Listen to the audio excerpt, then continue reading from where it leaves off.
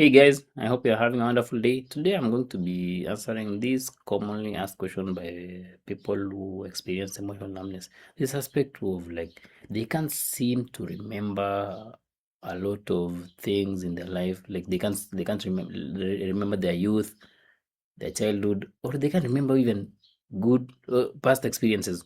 Like let's say you are with friends and people are talking about how they were in high school or in college, like what they used to do, like remembering things, recalling things. But for you, you're just there. You can't seem to remember anything. Even if you see photos, you can't really like take yourself to that moment and reminisce those moments. Like you may have photos even in Instagram. You may even have photos like digital copies or even soft copies of the photos, but you can't take yourself there. You can't reminisce and take yourself there and just remember your past. So there are two sides we can explain this. Let's first explain this from the aspect of emotions. So as a numb person, you have like this low capacity of constructing emotions or developing emotions simply because your mind has chosen this path of being emotionless as a path of keeping you safe. It probably did this in the past to keep you safe from overwhelming pain or overwhelming emotions, and it's now operating from this default mode. So when your mind is operating from this default mode of emotions are unsafe for you, it will simply mean that when it sees an instance in the present moment, it will not construct or generate emotions from that instant, and those emotions are the things which help us recall. So if it cannot generate emotions in the present moment, it will simply mean that it will not really trigger us to remember an instant in the past because there is no emotion to it. It's just flat. Or we can look at it from this other aspect of like experiences actually.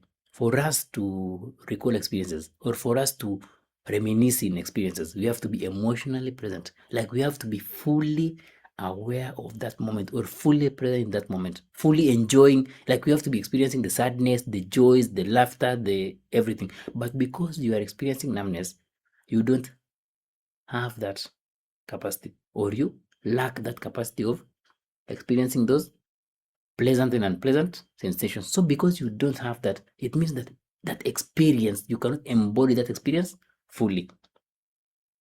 Or we can also look at it from this aspect of like when you are emotionally numb, there's this aspect of being disconnected from reality. Like as I explained before, it's like you are observing your life from a glass wall. So because you're not a full participant in your reality, it will simply mean that you're not aware of what's happening. And when you're not aware, of course, you'll forget easily because you are not a full participant. It's like, have you ever like been so busy? I know you've been in this position. You've been so busy. Let's say you've been so busy to the point where you hurt yourself, but you don't even know you've hurt yourself because you're so busy running around. When you're so busy, when you're just up and down, you really, really, or your mind, or your mind cannot even like keep a collection of the experiences or of the things which are going on. That's the same thing which happens to someone who's emotionally blunt. Like they're so busy, they're so disconnected from it to the point where they are not fully present, or they're not even present to live or to enjoy the experiences. And when you're not present to enjoy the experiences, you will not have much experiences to recall or to reminisce. That's why when you are emotionally blunt, you will find it really hard to remember your past experiences. You may even forget what you had last week or the friend you had a chat with last week, simply because emotions are these like small memory banks, or being fully immersed in the experience gives you that capacity to remember that experience in a later date, or being not being emotionally numb enables you to see things in this current life and then interpret them and then compare with past experience and then come up with reconstructions, because basically the things we remember about the past are not really stored somewhere. It's just we reconstruct. But now the reconstructing ability for someone who's emotional numb is very low because because we reconstruct using emotions. Hope that makes sense, guys. If you want to learn more about this emotional reconstruction or